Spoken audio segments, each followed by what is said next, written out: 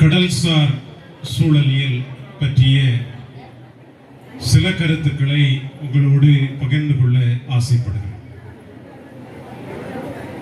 சில கேள்விகளோடு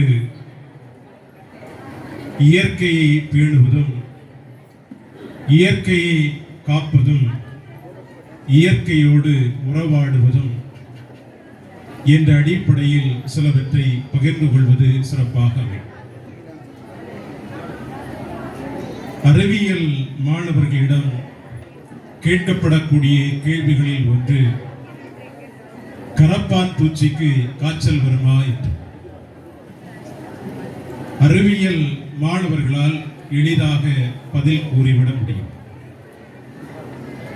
ஒரு குருவி தன் அலகால் நீரை பருகிக் கொள்வதால் வைகை நதி வற்றி போகுமா எனும் கேள்வியும் எளிதாக பதில் கூறிவிட முடியும்.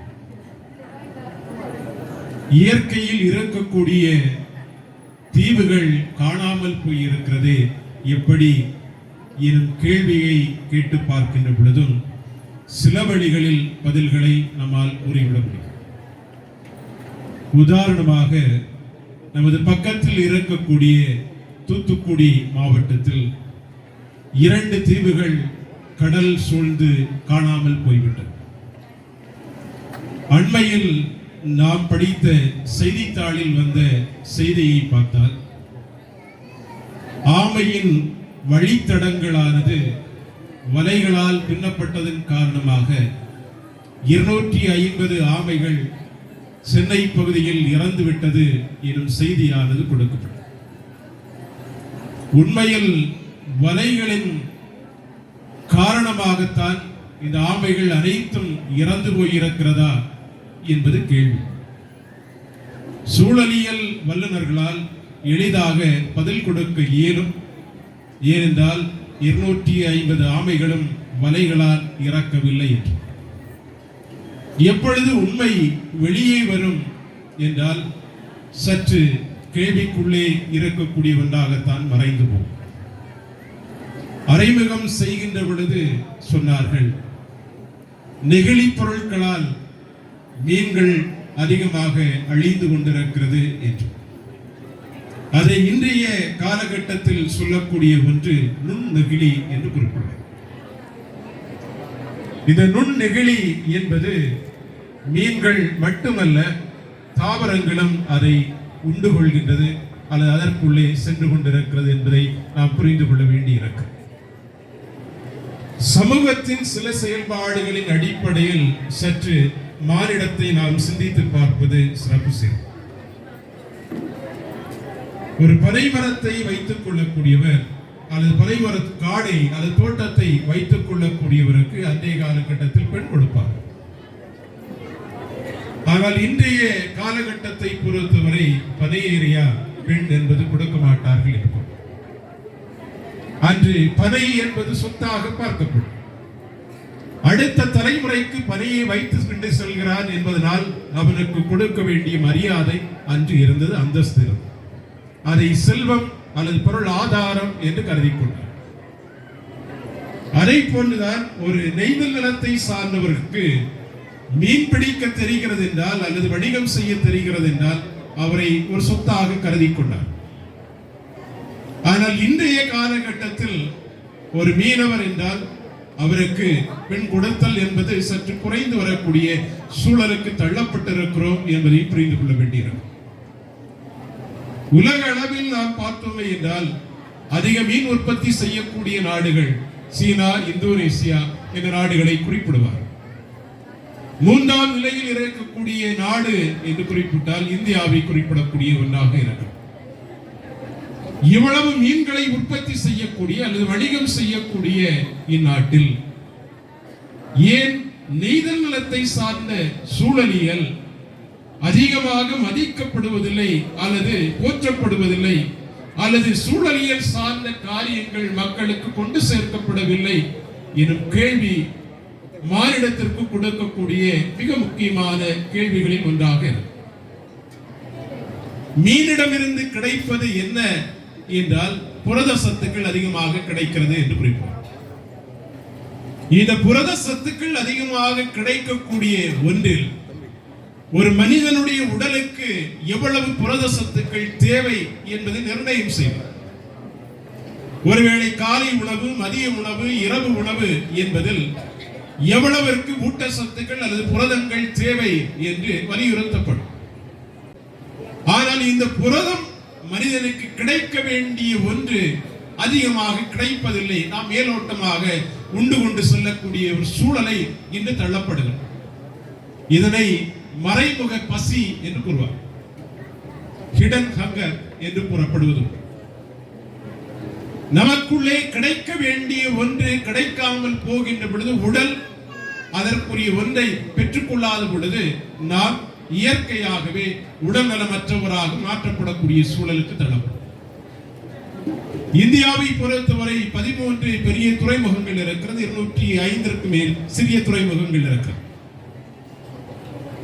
இந்த துறைமுகங்களுக்குள்ளே இருக்கக்கூடிய சில சூழல்கள், இந்த துறைமுகம் சார்ந்து செய்யப்படக்கூடிய சில ஆராய்ச்சிகளின் அடிப்படையில் சொல்லக்கூடிய ஒன்று, புவியானது வெப்பமயல் ஆகிக்கொண்டே இருக்கிறது என்று கூறுகிறது. நான் பிறந்து வளர்ந்த என்னுடைய கிராமத்தில் நான் ஓடி விளையாடிய அச்சூழல் இந்த கடற்கரை என்பது இல்லாமல் இருக்கிறது. உலக அளவில் பார்க்கின்ற பொழுது இந்திய பெருங்கடல் இப்பொழுது அதிகமாக வெப்பமயல் ஆகிக் கொண்டிருக்கிறது என்று குறிப்பிடுகிறது. இந்த வெப்பமயலின் அடிப்படை சூழலில் கடலானது சமவெளியை நோக்கி நகர்ந்து கொண்டே இருக்கிறது. ஆகவே கடற்கரை என்பது இல்லாமல் போய்விடுகிறது என்ற பதிவும் வரலாற்று ரீதியாக, அறிவியல் ரீதியாக, கடல்சார் ஆய்வாளர்கள் ரீதியாக சொல்லக்கூடிய உண்மையாக இருக்கு. இது வெப்பமய மாதலின் அடிப்படையில் நடைபெறக்கூடிய ஒன்றாக நாம் கருதி கொண்டாலும் வேறு என்ன காரணிகள் இருக்கிறது என்பதை நாம் ஆய்வு செய்ய வேண்டிய சூழலுக்கு தள்ளப்பட்டோம். உலகளவில் பார்க்கின்ற பொழுது கழிவுகள் அதிகமாக கொட்டப்படக்கூடிய இடம் அல்லது வந்து சேரக்கூடிய இடம் என்று பார்த்தால் அது கடலாகத்தான் இருக்கும். அது ஆறுகளில் வரக்கூடிய கழிவாக இருக்கட்டும், அல்லது தொழிற்சாலைகளில் இருந்து வரக்கூடிய கழிவுகளாக இருக்கட்டும், கப்பல் பாதைகளில் இருந்து வரக்கூடிய எண்ணெய் கழிவுகளாக இருக்கட்டும், இவை அனைத்துமே கடலில் தான் கொட்டப்படுகிறது. மனிதனுக்கும் இயற்கைக்கும் கிடைக்கக்கூடிய காற்றாக இருக்கட்டும், 70% காற்று, தூய்மையான காற்று கடல் தான் நமக்கு கொடுக்கும். மழை நீர் என்பது கடல் வெப்பமயமாதலின் அடிப்படையில், சுழற்சியின் அடிப்படையில் தான் நமக்கு மழை என்பதும் கிடைக்கும். அப்படிப்பட்ட ஒரு சூழலை கடல் தன்மைப்படுத்திக் கொண்டு வைத்திருக்கின்ற பொழுது இந்த கடல் முழுவதுமே நெகிழி பொருட்களாக அல்லது எண்ணெய் கலவைகளாக மாற்றப்பட்டால் உலகில் இருக்கக்கூடிய மனித இனங்கள் வாழ்வதற்கான சாத்தியக்கூறுகள் இல்லை. சில ஆண்டுகளுக்கு முன்பு கொரோனா வந்த பொழுது அனைவருமே வீட்டிற்குள்ளே முடங்கிவிட்டோம். ஆனால் இயற்கை ஆர்வலர்கள் என்று சொல்லிக் கொள்ளக்கூடிய ஒன்று, மீண்டும் இதை போன்று ஒரு கொரோனா வந்தால் என்ன என்ற ஒரு கேள்வியைத்தான் முன்வைக்கிறார். ஒருவேளை 5 ஆண்டுகள் மனிதர்கள் அனைவருமே வீட்டிற்குள்ளே முடங்கிவிட்டால் இயற்கை ஒருவேளை செழித்துவங்க 100 ஆண்டுகளுக்கான அனைத்துமே கொடுப்பதற்கான வாய்ப்பு இருக்கிறது என்று குறிப்பிடுகிறார். இச்சூழலில் தான், இத்தகைய நிலையில் தான் நாம் கடல்சார் வணிகத்தை பற்றி அல்லது வெப்பமயமாதலை பற்றி அல்லது கடல் சூழலியல் பற்றி அல்லது கடலில் இருக்கக்கூடிய ஈர்ப்பு நிலையை பற்றி, கடலில் இருக்கக்கூடிய சுழற்சியை பற்றி, கடலுக்கு மேலே இருக்கக்கூடிய காற்றின் திசையை பற்றி பல்வேறு ஆய்வுகளை பற்றி குறிப்பிடுகிறார். இந்த குறிப்புகள் அனைத்துமே இன்றைய காலகட்டத்தில் எதிர்காலத்தில் எப்படி இருக்கும் என்பதை அறிவியலாளர்களால் கூட கண்டுகொள்ள முடியவில்லை. அதை அறிந்து கொள்வதற்கு இயலாத ஒரு சூழல் ஏற்பட்டுக் கொண்டிருக்கிறது. ஒரு காலகட்டத்தை பார்த்தால் கடல் இந்த சூழலில் வெப்பமயமாதல் நடைபெறும் என்று கூறுவார். இச்சூழலில் மழை பெய்யும் என்று கூறுவார். இச்சூழலில் காற்றின் திசையானது மாறுபடும் என்று கூறுவார். அது கடல் சார்ந்த மக்களாக இருக்கலாம் அல்லது சமவெளியில் இருக்கக்கூடிய மக்களாக இருக்கலாம். நாம் நம்முடைய மாவட்டத்தை பொறுத்தவரை பருவகால மழைகள் வருகின்ற பொழுது 3 நிலைகளை பற்றி நாம் அதிகமாக அனுபவித்துக் கொண்டிருக்கிறோம். ஆனால் இன்றைய சூழல் மாறி இருக்கிறது என்பதை நம்மால் புரிந்து கொள்ள முடிகிறது. இச்சூழலில் தான் நாம் அறிந்து கொள்ள வேண்டிய ஒன்று, கடலில் இருக்கக்கூடிய சூழலியல் மாறிக்கொண்டே இருக்கின்ற பொழுது என்ன நடக்கும் என்பது எதிர்காலத்திற்கு தெரியாத பொழுது அங்கு இருக்கக்கூடிய சூழல்கள் மானிடத்தை அழிக்கக்கூடிய ஒன்றாக மாறிடும். இந்த மானிடத்தை அழிக்கக்கூடிய சூழல்கள் எவ்வாறு ஏற்படுத்தப்படுகிறது என்று பார்த்தால், இதுவரை சமவெளியில் இருக்கக்கூடிய மண் தேவைப்பட்டது எடுத்துக்கொண்டார். அது கனிமங்களாக பார்க்கப்படும். பாறைகளை பார்த்தார்கள், அதையும் எடுத்துக்கொண்டார்கள், கனிமங்களாக பார்த்தார்கள். சமவெளியில் இருக்கக்கூடிய நிலத்தடிக்கு கீழே என்ன இருக்கிறது என்று பார்த்தார்கள், மீத்தேன் இருக்கிறது, அதையும் எடுத்துக்கொண்டார்கள், அதையும் கனிமமாக. நிலத்திற்குள்ளே எண்ணெய் இருக்கிறது, அதையும் எடுத்துக்கொண்டார்கள். இப்பொழுது சமவெளியை கடந்து கடலுக்குள்ளே செல்கிறார். கடலுக்குள்ளே செல்கின்ற பொழுது அங்கு இருக்கக்கூடிய அனைத்தையும் தோண்ட தோண்ட என்ன நடைபெறுகிறது என்றால், தொழில்நுட்பம் வளர்ச்சி பெற்றது, நல்லதுதான். தொழில்நுட்பம் வளர்ச்சி பெற்றதன் காரணமாக எங்கே என்ன கனிமங்கள் இருக்கிறது என்பதை அறிந்து கொள்ள இந்த அறிவியல் உண்மையை தன்மையப்படுத்திக் கொள்கின்ற பொழுது எங்கே எண்ணெய் இருக்கிறது என்பதை பார்க்கிறார், எங்கே இரும்பு இருக்கிறது என்பதை பார்க்கிறார், எங்கே தங்கம் இருக்கிறது என்பதை பார்க்கிறார்கள், எங்கே வாயு என்பது இருக்கிறது என்பதை பார்க்கிறார், எங்கே மீத்தேன் இருக்கிறது என்பதை பார்க்கிறார், எங்கே மனிதனை வாழ விடாமல் மனிதனை துரத்தி விடலாம் என்பதற்கான ஆய்வுகள் தான் உலகில் நடந்து கொண்டிருக்கக்கூடிய மிகப்பெரிய உண்மையாக இருக்கிறது என்பதை நாம் அறிந்து கொள்ள வேண்டியிருக்கிறது. கனிமங்களை நீங்கள் எடுத்துக் கொள்ளலாம் என்பதை சர்வதேச உலகம் சிந்தித்துக் கொள்ளுகின்ற பொழுது அனைவருக்கும் கடல் என்பது பொதுவாக பார்க்கிறார். கனிமங்கள் இருக்கிறது என்றால் அதை சொத்தாக பார்க்கிறார்.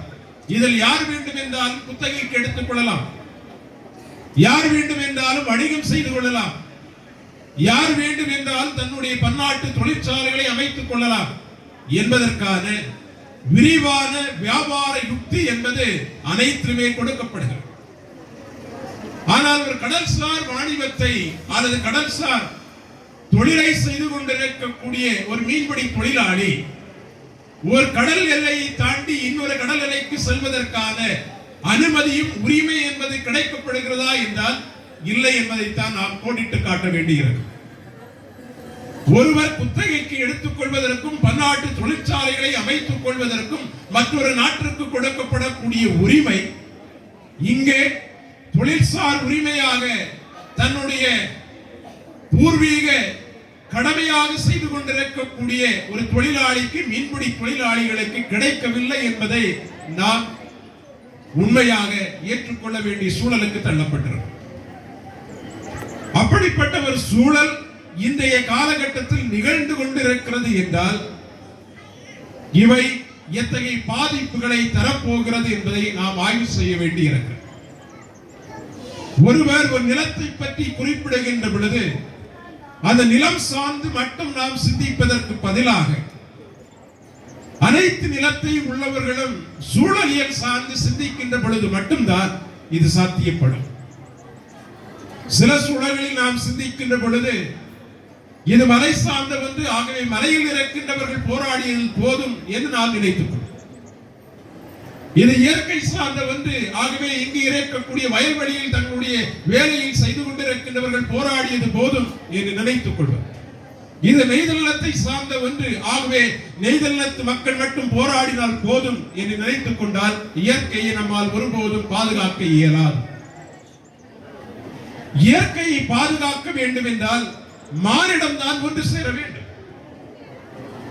மானிடம் ஒன்று சேர்கின்ற பொழுது மட்டும்தான் இயற்கை என்பது பாதுகாக்கப்படும்.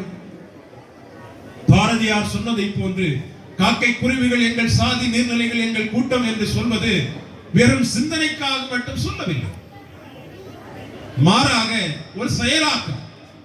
காக்கைகளும் குருவிகளும் நீர் இல்லாமல் இறந்து கொண்டு இருக்கிறதே, வாலிபர்களை நீங்கள் வாருங்கள், நாம் அவர்களுக்கு நீர் கொடுப்போம் என்பதை தன்னுடைய செயல்பாட்டின் காரணமாகத்தான் பாரதி அதை விளக்கினார். அந்த பாரதியின் விளக்கம் என்பது நம்முடைய வாழ்விற்கு தேவை என்றால் இதை இயற்கையோடு தன்னுடைய வாழ்க்கை அல்லது நாகரிகத்தை கற்றுக் கொடுத்த ஒரு சமுதாயமாக இருக்கக்கூடிய நெய்த நிலத்தில் இருக்கக்கூடிய பல்வேறு சூழல், ஆறுகளில் இருந்து இருக்கக்கூடிய மண்ணை நாம் எடுத்தோம். ஆகவே ஆறுகள் இல்லாமல் போய்விட்டது என்று கூறுவார். குளத்தில் இருக்கக்கூடிய மண்ணை நாம் எடுத்தோம், குளம் அனைத்துமே மூழ்கடிக்கப்பட்டு விட்டது, குளம் இருந்த இடம் தெரியவில்லை என்றார். கடற்கரையில் இருக்கக்கூடிய மண்ணை எடுத்தோம், கடற்கரையும் இல்லை, கடல் வாழ் உயிரினங்களும் இல்லை, பல்லுயிர் பெருக்கம் என்பதும் இல்லாமல் போய்விட்டது. இவை அனைத்தும் நிகழக்கூடிய சூழல் இருக்கக்கூடாது என்பதைத்தான் நெய்தல் நிலத்து மக்கள் அதை விரும்புகின்றனர். நெய்தல் நிலத்து மக்கள் அதற்கான போராட்டத்தை முன்வைக்கின்றனர். நெய்தல் நிலத்து மக்கள் சூழலியல் சார்ந்து சிந்தித்துக் கொள்கின்றனர். கடல் உள்ளே வந்தால் சமவெளியில் இருக்கக்கூடிய தாவரங்கள் அழிந்து போகுமே, கடல் உள்ளே வந்தால் இங்கு இருக்கக்கூடிய சமவெளியில் இருக்கக்கூடிய நீர்நிலைகள் அழிந்து போகுமே, கடல் உள்ளே வந்தால் இங்கு இருக்கின்ற மக்கள் எங்கே தங்களுடைய இடப்பெயர்ச்சி செய்ய போகிறார்கள் என்ற ஒரு கேள்வி தொக்கிக் கொண்டு இருப்பதனால் சூழலியல் சார்ந்து மானிடங்கள் சிந்தித்து பார்ப்பதற்கான அழைப்பு நம்மிடம் முன்வைக்கப்படுகிறது. இந்த அழைப்பு என்பது பொதுவழி அழைப்பு தான். இந்த அழைப்பு என்பது பொது வழியில் சிந்திக்கக்கூடிய ஒன்றுதான். ஆனால் மையம் கொள்ள வேண்டி இருக்கிறது. விளிம்பில் இருக்கக்கூடிய மக்களை மையத்திற்கு கொண்டு வரக்கூடிய சூழல் தான் இயற்கையை நேசிக்கின்ற மனிதர்கள் செய்ய வேண்டிய ஒரு சாத்தியக்கூறாக அமைய முடியும். இந்த சாத்தியக்கூறுகளை பெற்றுக் கொள்வதற்கு தான் இந்த விழா நமக்கு கொடுக்கப்பட்டிருக்கிறது. இந்த விழாவை நாம் ஏற்றுக்கொள்வோம். நெய்தல் நிலம் சார்ந்து அல்லது மருதல் நிலம் சார்ந்து அல்லது முல்லை நிலம் சார்ந்து நாம் சிந்திக்கிறோம் என்றால் அனைத்து நிலங்களையும் நாம் சிந்திக்க வேண்டியிருக்கிறது. அனைத்து நிலங்களை நாம் ஒன்றிணைத்திருக்கிறோம். இதிலிருந்து ஒரு புரட்சி என்பது ஏற்பட வேண்டும் என்பதைத்தான் நாம் விரும்புகிறோம். இதை ஒன்று சேர்ந்தல் தான் இயற்கையை பாதுகாக்கும், அது வென்று காட்டும் என்று நான் உளமாற வாழ்த்துகிறேன். நன்றி.